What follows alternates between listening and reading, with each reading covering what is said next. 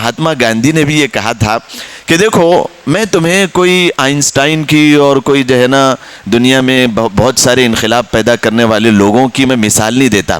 تم کو اگر حکومت کرنا ہو اور کامیاب حکومت کرنا ہو تو اپنے لیے تم آئیڈیل وہ جو گزرے ہیں محمد کے ماننے والے ابو بکر صدیق اور جو گزرے ہیں ان کے ماننے والوں میں عمر فاروق، ان کو دیکھنا کہ یہ کیسے پی ایم تھے، یہ کیسی حکومتیں کرتے تھے. ان کو دیکھ کر کے تم اگر اپنی حکومت کو چلاؤ گے تو تمہارا ہندوستان بہت ہی زیادہ کامیاب، جس کو اس زمانے میں کہا جاتا تھا کہ سونے کی چڑیا ہے، یہ وہ باقی رہے گا.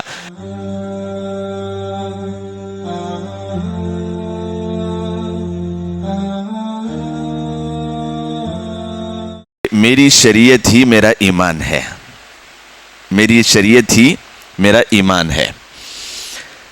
دیکھیے حکومتیں چاہے کتنا ہی کوششیں کر لیں شریعت پر یلغار کرنے کی، اس کو بدنام کرنے کی یا اس کو مٹانے کی، ختم کرنے کی، اس خیال کو اور اس گمان کو کہا جائے گا کہ این خیالست و محالست و جنو، یہ صرف ایک خیال ہی ہے اور یہ ایک صرف پاگل پن ہے جو کہ کبھی بھی محال نہیں ہو سکتا، ممکن نہیں ہو سکتا.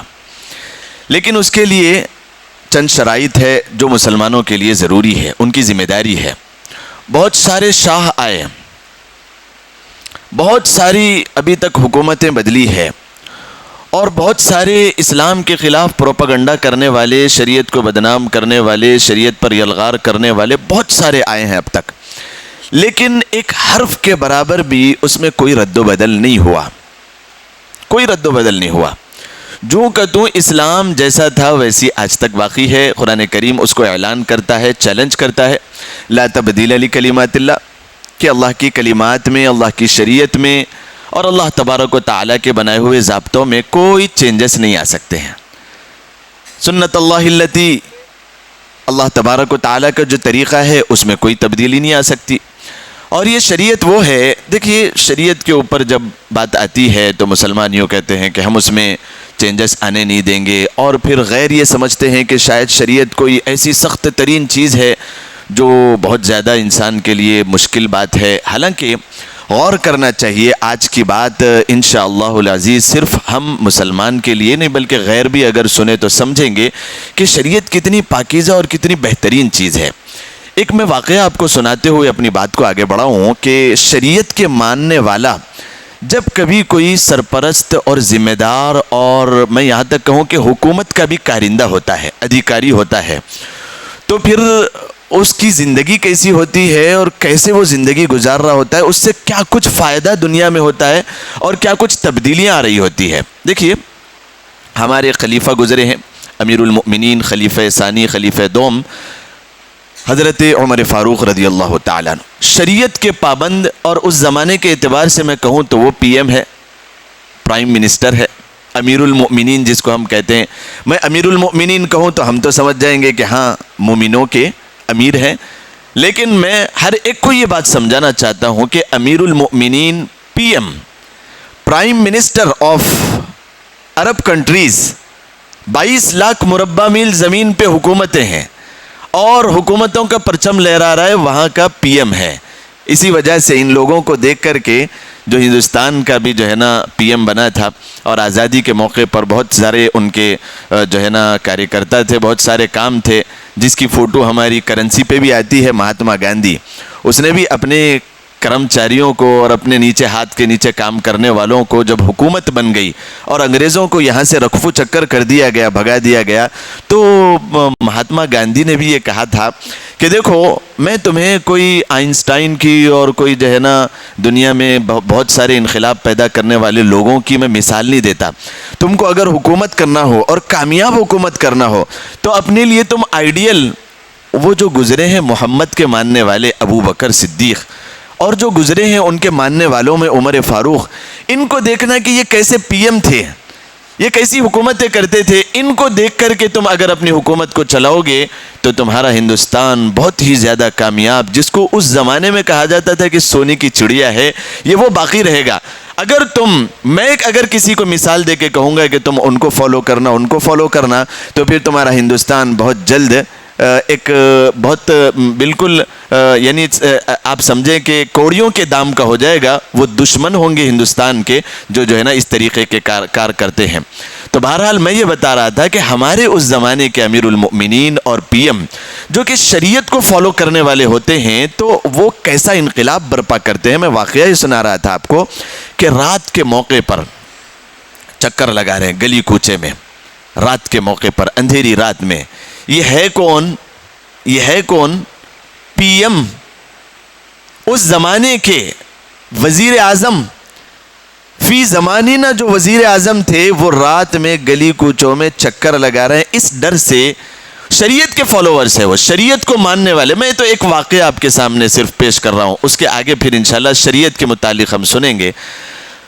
گلی کوچے میں چکر لگاتے ہوئے اس خیال سے کہ کہیں کوئی بھوکا اگر سو گیا تو اللہ کے پاس میری باس پرس ہوگی، پوچھا جائے گا، سوال کیا جائے گا، اے ابن خطاب تو میٹھی نیند کھا کے پی کے سو رہا تھا، تیرے ماتحت رہنے والے اور تیری ہاتھ کے نیچے رہنے والے اور تیرے جو ہے نا عمارت میں جو لوگ زندگی گزار رہے ہیں ان میں کوئی بھوکا بھی سو رہا تھا۔ اگر اللہ تبارک و تعالی مجھ سے یہ سوال کر لے گا تو پھر میں کیا جواب دوں گا؟ جواب نہیں بن پڑے گا، جس کی وجہ سے میں قصوروار ٹھہراؤں گا اور جو سزا دیں گے وہ قبول کرنا ہوگا۔ تو میں اس دن ڈے آف دا ججمنٹ جس کو کہا جائے گا، قیامت کے دن کہیں قصوروار نہ ٹھہرایا جاؤں۔ پی ایم یہ گلی کوچے میں چکر لگا رہا ہے کہ کوئی بھوکا نہ سو جائے۔ پھر کیا ہوا کہ ایک گھر میں کچھ بچوں کی آوازیں آ رہی ہیں رونے کی، تو اس گھر میں کان لگا کے سنا کہ کیا مشکل ہے، کیا پریشانی ہے۔ تو دیکھا کہ ماں ایک چولہے پر کچھ لکڑیوں کے اوپر ایک برتن رکھی ہوئی ہے، اس میں کچھ جو ہے نا پتھرے ہے اور کچھ جو ہے نا کچرا پٹی ہے، اس میں پانی ہے ابل رہا ہے، جس کی وجہ سے کچھ دھواں آ رہی ہے، اور وہ ماں اپنے بچوں کو تسلی دے رہی ہے کہ بیٹا بھی کھانا بن رہا ہے، جب تیار ہو جائے گا تمہیں کھلاؤں گی۔ اور بچے دیکھتے دیکھتے، حقیقت میں اس میں کوئی کھانا نہیں تھا، لیکن بس ایک تسلی دلانے کے لیے کہ بچوں کو یہ محسوس ہو کہ کھانا بن رہا ہے، اور ماں تو ماں ہے، جب کھانا بن جائے گا تو ماں کی ممتا اس بات کو گوارا نہیں کرے گی۔ بچے بھی سمجھتے تھے کہ ہمارا پیٹ پہلے بھرے گا، ہماری اگر نیند بھی لگ جائے گی تو ماں اٹھائے گی اور کھانا کھلا کے پھر اس کو محبت دے کے سلائے گی۔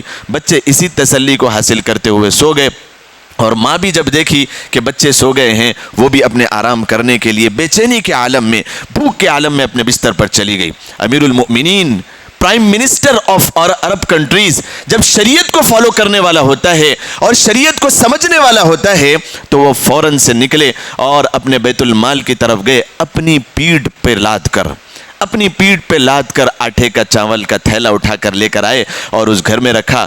راتوں رات یہ بھی نہیں بتایا کہ کون ہے۔ اماں دروازہ کھولنا، یہ آپ کے لیے کچھ راشن پانی کا انتظام ہوا ہے، اللہ نے کیا ہے۔ اندھیرے میں اس عورت نے اندازہ بھی نہیں کیا کہ کس نے یہ سامان رکھا ہے اور یہ راشن پانی رکھا ہے۔ راتوں رات اس خوف کے ساتھ شریعت پر عمل کرنے والے شخص نے اس کے کھانے پینے کا انتظام کیا اور پھر اپنی کوٹری میں اور اپنے گھر پر تشریف لے گئے۔ شریعت کے ماننے والے جب لوگ کچھ حکمرانی میں آتے ہیں اور قیادت کو سنبھالتے ہیں تو پھر ان کی حکمرانی کتنی انوکھی ہوتی ہے۔ آپ اندازہ لگائیں کہ جب امیر المؤمنین نہیں بنے تھے، لیکن خدمت کا جذبہ بڑا تھا، شریعت کو ماننے والی شخصیت اور ہستی تھی، تو راتوں میں اس طریقے سے چکر لگاتے تھے کہ اللہ تبارک و تعالی نے میرے اندر یہ صلاحیت دی ہے اور میرے پاس مال اور دولت ہے تو کوئی غریب نہ رہ جائے اور کسی کے گھر پہ کھانے کا لقمہ نہ ہو اور میں آرام کی نیند سو رہا ہوں۔ مسلمان شریعت کو فالو کرنے والا اس طریقے سے ہوتا ہے۔ اللہ تبارک و تعالی نے بڑی قوت اور بڑی قدرتوں کے مالک بنائے تھے۔ حضرت ابو بکر صدیق رضی اللہ تعالیٰ عنہ کا زمانہ چل رہا ہے، آپ غور کریں کہ اس موقع پر آپ کو پتہ چلا کہ فلاں گھر ہے جس میں کھانا نہیں پہنچا ہوا ہے، وہ غریب ہے۔ تو ایک دن امیر المؤمنین رضی اللہ تعالیٰ عنہ اپنے پیٹھ پر لاد کر کچھ تھیلے چاول کے اور کچھ آٹا پہنچانے کے لیے جب گئے تو دیکھا کہ صبح ہونے سے پہلے اس دن کا راشن پانی سب کا سب گھر میں موجود۔ اطلاع یہ ملی تھی معلوم کرنے پر اس گھر میں راشن پانی نہیں ہے، لیکن صبح ہونے سے پہلے راشن پانی موجود ہے۔ تو پھر آپ نے غور و فکر کیا کہ شاید ہو سکتا ہے کہ اس رات جو ہے نا کھانا پہنچ گیا ہو، میں دوسرے دن آؤں گا اور ان کے پاس کھانے پینے کا انتظام کروں گا۔ دوسرے دن جب آپ فجر پڑھ کے وہاں پر گئے تو آپ نے دیکھا کہ کھانا پانی موجود، وہاں پر راشن پانی کا انتظام ہو گیا، گھر والوں نے کہا کہ کھانے پانی کا انتظام ہو گیا، اب ضرورت نہیں ہے، لے جائیے۔ وہ گھر والے بھی اتنے قناعت پذیر اور ایسی شریعت پر عمل کرنے والے لوگ ایسے ہوتے ہیں، لینے والا بھی اور دینے والا بھی، لینے والا بھی اور دینے والا بھی ایسا ہوتا ہے۔ اب آپ کو ایک فکر لاحق ہو گئی کہ میں رات میں اطلاع ملتی ہے، لوگ شریعت پر عمل کرنے والے ایسے ہوتے تھے کہ راتوں رات فکر کرتے تھے کہ ہماری بستی میں، گلی کوچے میں، ہمارے شہر میں کوئی بھوکا نہ سو جائے۔ شریعت اس کے اوپر پوچھتی ہے کہ اگر تمہارا پڑوسی بھوکا سو گیا تو پھر کلکم راعٍ وکلکم مسئول عن رعیتہ، تم سے باز پرس کی جائے گی، پوچھا جائے گا۔ کیا میں اس کے اوپر بھی جواب دہ ہوں؟ شریعت کہتی ہے کہ ہاں اس پر بھی جواب دہ ہے۔ تو بہرحال آپ کو ایک فکر ہوئی کہ راتوں رات یہ کھانا پانی پہنچاتا کون ہے؟ تو پھر آپ ایک دن دھرنا دے کے بیٹھ گئے کہ میں آج رات میں اس بات کی گھات لگا کے بیٹھ جاؤں گا کہ یہ گھر میں کھانا کون پہنچاتا ہے۔ تو آپ کو اندازہ ہوا کہ رات کی اندھیری میں ایک شخص بالکل جھکا ہوا اپنی پیٹھ پر ایک جو ہے نا راشن اور پانی کا ایک جو ہے نا تھیلا لادے ہوئے، چرم کا تھیلا ہے۔ آپ بیان کر رہے ہیں کہ میں غور کر رہا ہوں تو اندازہ لگ رہا ہے یہ کوئی اور ہستی نہیں ہے، یہ اس زمانے کا بادشاہ اور پی ایم ہے، امیر المؤمنین، بعد میں چل کے خلیفہ دوم بننے والے۔ یہ اندازہ لگا رہے ہیں، وہ بعد میں اب جو ہے نا واقعہ سناتے ہیں کہ میں غور کر رہا ہوں کہ یہ کون شخصیت ہے، چلنے کے انداز سے اور آنے کے انداز سے محسوس نہیں ہوا۔ میں جب قریب آتے ہوئے دیکھا تو یہ کوئی اور نہیں بلکہ اس زمانے کا وزیر اعظم ابو بکر صدیق رضی اللہ تعالیٰ عنہ ہے۔ شریعت کے اوپر عمل کرنے والا ایسا پی ایم ہوتا ہے۔ اب میں آپ کو جس عنوان کے تحت بات کا بیان کرنے کی بات کیا تھا وہ میں آپ کو کہوں گا کہ شریعت ہی ہمارا ایمان ہے۔ دیکھیے، شریعت کو اگر ہم سمجھیں، سب سے پہلے کس کو کہتے ہیں؟ حکومتوں کا بھی بڑا شکریہ میں ادا بار بار بسا اوقات کرتا ہوں کہ بعض نیگیٹو چیزیں پازیٹیو ہو جاتی ہے۔ بعض اوقات حکومتیں یہ چاہتی ہے کہ ہم اپنے حکمرانی کرنے کے لیے یا پھر اپنے الیکشن کے لیے کچھ مدعوں کو چھیڑیں، لیکن پتہ نہیں ہوتا کہ اس میں کچھ نیگیٹو چیزیں بھی پازیٹیو ہو جاتی ہے۔ بعض لوگوں کو پتہ ہی نہیں تھا، ہمارے بھولے بھالے مسلمان، کہ طلاق کیا چیز ہے اور شریعت کے احکامات کے متعلق اتنی باریکی وہ نہیں معلوم تھی۔ ان کو معلوم ہے، وہ میٹھی نیند سو جاتے ہیں کہ علماء ہیں، کبھی کوئی مسئلہ درپیش ہوگا ہم علماء کے پاس جائیں گے، وہ حل کر لیں گے، ایسے ہی ہوتا ہے معاملہ، آپ کو بھی اندازہ ہے۔ لیکن حکومتوں نے جب 3 طلاق کو چھیڑا اور پردے کو چھیڑا تو ہماری اپنی بچیاں ایک بھی ہزاروں پر بھاری ہو گئی تھی اور ایسا بہترین پردہ کرنے پر آئی تھی۔ اور جس جگہ پر یہ کام ہوئے تھے، اللہ تبارک و تعالیٰ کا بڑا احسان ہو گیا کہ حکومتوں کی پالیسیاں ایسا بدلی کہ ان کو وہاں سے نکال دیا گیا، حکومتیں ختم ہو گئی اور وہاں پر دوسری حکومتیں آ گئی۔ بہرحال میں تعریف ان حکومتوں کی بھی نہیں کرتا جس کا پلڑا چینج ہوا کہ وہ بہت سارے محسن ہیں ایمان اور اسلام کے ماننے والوں کے لیے، اسلام کے لیے نہیں، لیکن جس نے غداری کی اللہ تبارک و تعالیٰ نے انہیں سمجھا دیا۔ تو دیکھیے، اس موقع پر ہم نے سمجھا تھا کہ پردہ کیا چیز ہے اور اس کی اہمیت اور اس کی جو ہے نا سائیکولوجی اور اس کی جو ہے نا حکمت عملی کیا ہے کہ پردہ کیسے کیا جائے، کیوں کیا جائے۔ تو پھر اس وقت مثالیں بھی بڑی چل رہی تھی کہ ایک چاکلیٹ ہے جو کھلا ہوا پڑا ہوا ہے، کون حس والا اور کون اچھی جو ہے نا سوچ رکھنے والا اور کون نزاکتوں میں رہنے والا اس چاکلیٹ کو کھانے کی ہمت کرے گا اور کس کے اندر شوق پیدا ہوگا۔ اور ایک چاکلیٹ ایسا ہے جو بالکل جو ہے نا پیک ہے، کسی کو بھی آپ دے دیں وہ قبول کرنے کے لیے تیار ہے کہ ہاں اس چیز کو۔ یہ پردے کی حکمت کے اوپر مثالیں دی جا رہی تھی، لڑکیوں کو بھی یہ مثال دی جائے تو وہ بھی سمجھ رہی تھی کہ ہاں یہ بات بالکل صحیح ہے، اور کئی مثالیں اس موقع پر ہم نے دی۔ تو اس موقع پر میں آپ کو شریعت میں دخل اندازی کے متعلق یہ باتیں سنانا چاہتا ہوں کہ جب کوئی آدمی شریعت پر عمل کرنے کی سوچتا ہے تو بہرحال کوئی حکومت ان کے آڑے آنے کی کوشش نہیں کرتی اور کچھ بھی بگاڑ نہیں سکتی۔ تو سب سے پہلے ہم حکومتوں کے اس مخالف سمت چلنے کی وجہ سے شریعت کو سمجھیں کہ کسے کہا جاتا ہے۔ دیکھیے، شریعت کی قرآن کریم کی 4 آیتیں میں نے آپ کے سامنے پڑھا، 2 آیتوں سے میں آپ کو بتاتا ہوں کہ شریعت کسے کہتے ہیں۔ ما آتاکم الرسول فخذوہ وما نہاکم عنہ فانتہوہ، اس کو شریعت کہتے ہیں۔ قرآن کریم کی آیت ما آتاکم الرسول فخذوہ، قرآن کریم فرماتا ہے کہ اللہ کے رسول علیہ الصلاۃ والسلام جو چیز تمہیں دے دیں اس کو مضبوطی کے ساتھ تھام لو، فخذوہ، اس کو پکڑ لو، وما نہاکم عنہ فانتہوا، اور جس چیز سے منع کر دے اس سے بچ جاؤ، اس کو شریعت کہتے ہیں۔ دوسری چیز، یا ایھا الذین آمنوا اطیعوا اللہ واطیعوا الرسول واولی الامر منکم، اے ایمان والو تم اللہ کی اطاعت کرو اور اللہ کے رسول کی اطاعت کرو، اور جو تم میں اولی الامر ہے یعنی ذی اثر ہے اور جس کو علماء کرام کہا جائے گا ان کی بات کو مان لو۔ قرآن کریم کہہ رہا ہے بس یہی شریعت ہے، اس سے ہٹ کر کوئی اور شریعت کسی اور چیز کا نام نہیں ہے۔ بہرحال اب بات یہ آتی ہے، شریعت کے سمجھنے کا موقع تو ہمیں بہرحال حکومتوں نے دے دیا، یہ موقع آ گیا ہے۔ اب اگر کوئی بندہ شریعت کو اپنے اوپر لاگو کرنا چاہ رہا ہے تو حکومتیں کتنے ہی مخالف احکامات جاری کر دے، چاہیے تو ہمیں اس کے خلاف جو ہے نا احتجاج درج کروائیں اور اس کے خلاف جو ہے نا آواز اٹھائیں، لیکن اپنے آپ کو جب کوئی آدمی پابند بنا لیتا ہے شریعت کا تو بہرحال حکومتیں اس کا کچھ بگاڑ نہیں سکتی۔ مثلا میں ہوں زاہد، مثال کے طور پر میری اپنی باڈی ہے، میرا اپنا جسم ہے، میری اپنی ایک حالت ہے، ایک 6 فٹ کی باڈی کے اوپر میں یہ چاہتا ہوں کہ میں اپنے سر کے اوپر ٹوپی جما لوں۔ حکومت کا کوئی کارندہ ہے، کسی ماں نے کسی اپنے بچے کو جنم دیا کہ وہ مجھے اٹھا کر جیل میں ڈال دے، کیوں؟ ٹوپی پہننے والا ہے، ہو ہی نہیں سکتا ہے۔ میں اپنے چہرے پر داڑھی سجا رہا ہوں اللہ اور اس کے رسول علیہ الصلاۃ والسلام کے حکم کی بنا پر۔ مولانا علی میاں ندوی رحمۃ اللہ علیہ فرمایا کرتے تھے، ان کی بات میں آپ کے کانوں میں پرونا چاہتا ہوں قرآن کی آیت سے۔ وہ یہ فرمایا کرتے تھے، ان کا جملہ بھی یاد آ گیا، بڑا کام کا ہے۔ حکومتیں کتنے ہی جو ہے نا احکامات جاری کر دے، اگر بندہ یہ چاہے کہ میں شریعت کو فالو کرنے والا بن جاؤں تو پھر ایک راستہ جب شریعت نے دیا ہے تو اس کے اوپر چلنے کے بجائے صرف اور صرف زمانی جمع خرچ کروں میں کہ راستے دوسرے بننے نہیں دوں گا۔ ایک راستہ جب ہمارے لیے موجود ہے ہم اس پر نہیں چلتے ہیں۔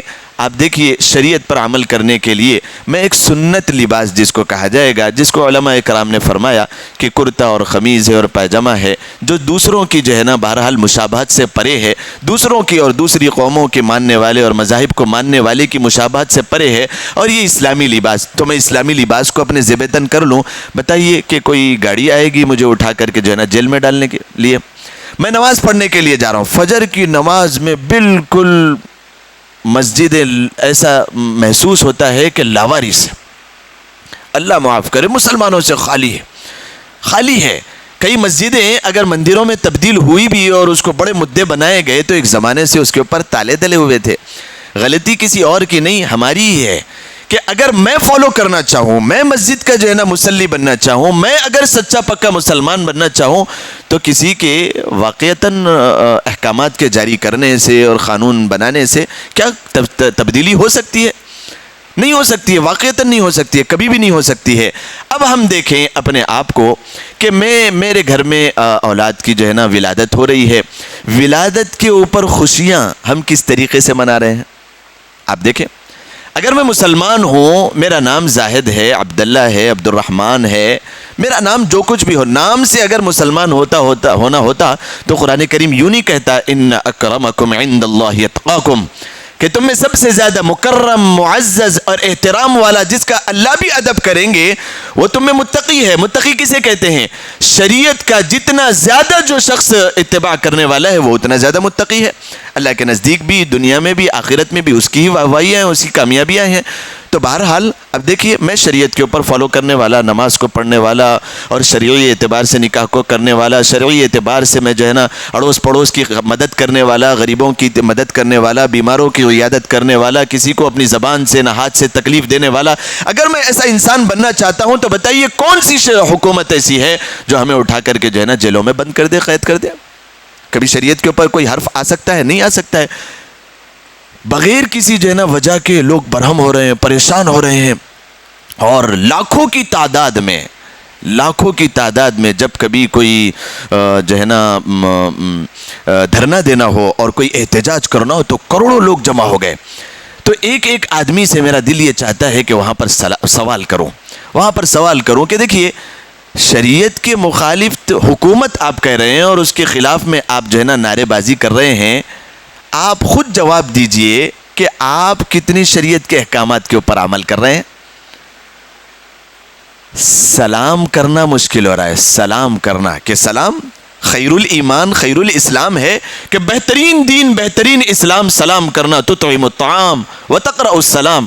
سلام کرنے کے لیے دیکھ کے نہ چاہتے ہوئے نیچی منڈی ہو رہی ہے کہ کافر کو سلام نہیں کیا جا سکتا ہے.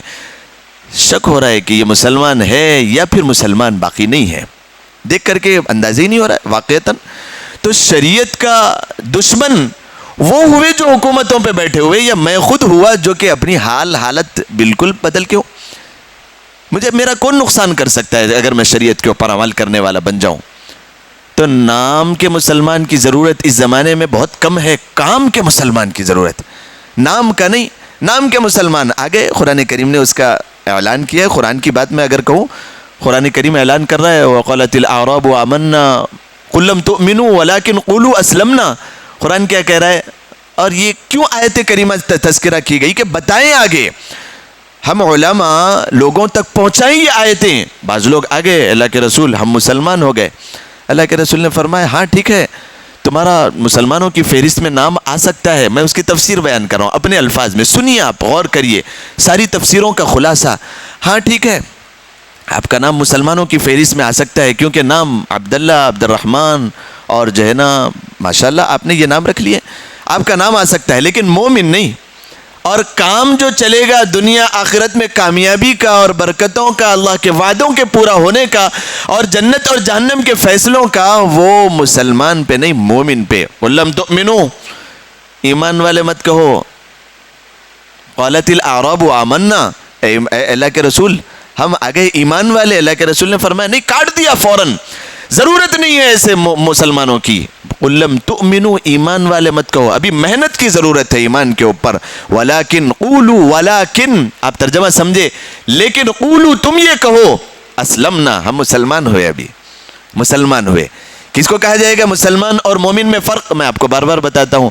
مسلمان اللہ کو ماننے والا, کام نہیں بنے گا, ابھی کام نہیں بننے والا. اللہ کی ماننے والا جب بن جائے گا تو وہ مومن ہوگا.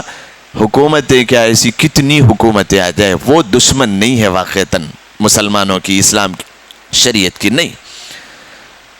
ہمارے شادی بیاہ دیکھیں, ہماری پیدائش دیکھیں, ہمارے جو ہے نا سال کے سال وہ ڈیٹ کے آنے پر جس کو برتھ ڈے کہا جائے گا اس کو دیکھیں, فجر کی نماز میں ہماری مسجدوں کو دیکھیں اور ہماری حالت کو دیکھیں, اور ہماری ایمانداری کے ساتھ تجارت کو دیکھیں, بزنس کو دیکھیں, ہمارے چٹھیوں کو دیکھیں, ہمارے سود کے بزنس کو دیکھیں, اور ہماری رشوت خوری کو دیکھیں, اور ہمارے حرام کے لقمے کو دیکھیں. یہ ساری چیزیں کون روک رہا ہے؟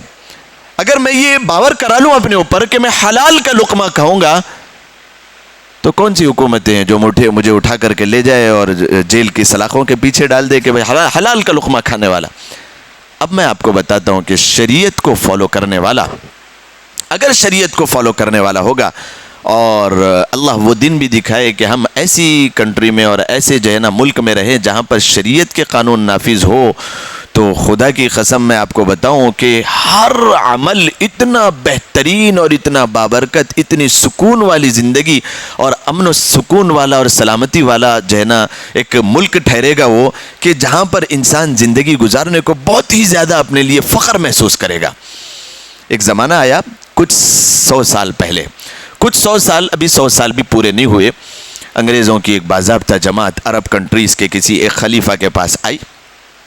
اسی 100 سال پورے نہیں ہوئے, اور جو ہے نا وہاں کے قوانین کے چینجز کی بات ہونے لگی. میں نام باضابطہ نہیں سنانا چاہ رہا ہوں کہ وہ نام کو سنانے میں آپ ایک خلاصہ اس کا مقصد لے لیں اپنے ذہن میں.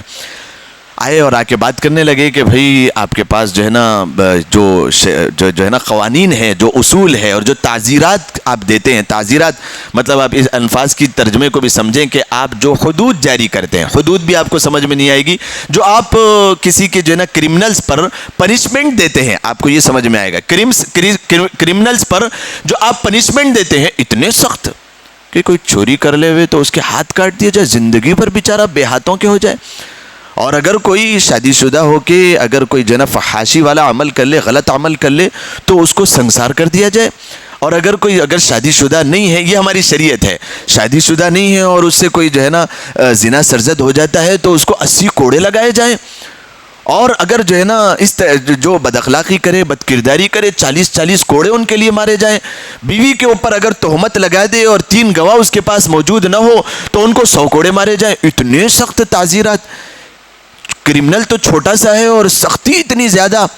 تو وہاں کی حکومتیں جو تھی اور اسلامی کنٹری تھی، انہوں نے کہا کہ ٹھیک ہے، آپ الزام لگانے کے لیے آئے اور لوگوں کو یہ جو ہماری میٹنگ ہوگی اس کو لوگوں کے سامنے پہنچائیں گے، لوگ سمجھیں گے کہ بڑی سخت جو ہے نا قوانین ہے.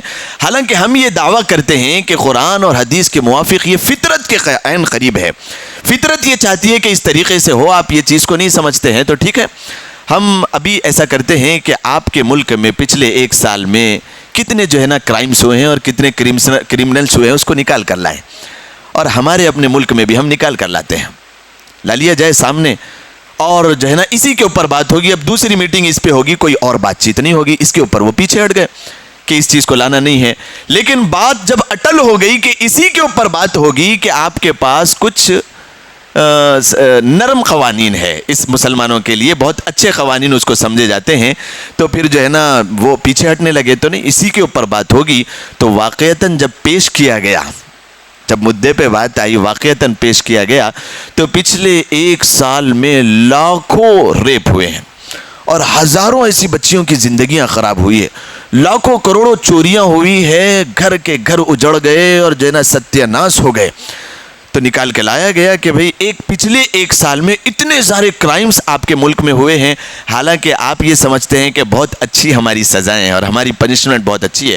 ہمارے ملک کا انالائز کر لیں، ہمارے ملک کی جو ہے نا ساری جو بھی کرائمز ہوئے ہیں اس کو نکال کر لائیں تو گنے چنے دیکھا گیا کہ 5 ریپ ہوئے ہیں اور گنتی کے 2-4 زنا کے کیس ہیں اور 2-4 چوریوں کے کیس ہیں، اس کے علاوہ کچھ نہیں ہے. تو امن و امان کا گہوارہ بن گیا ایک ملک. چوری نہیں ہوتی جہاں پر.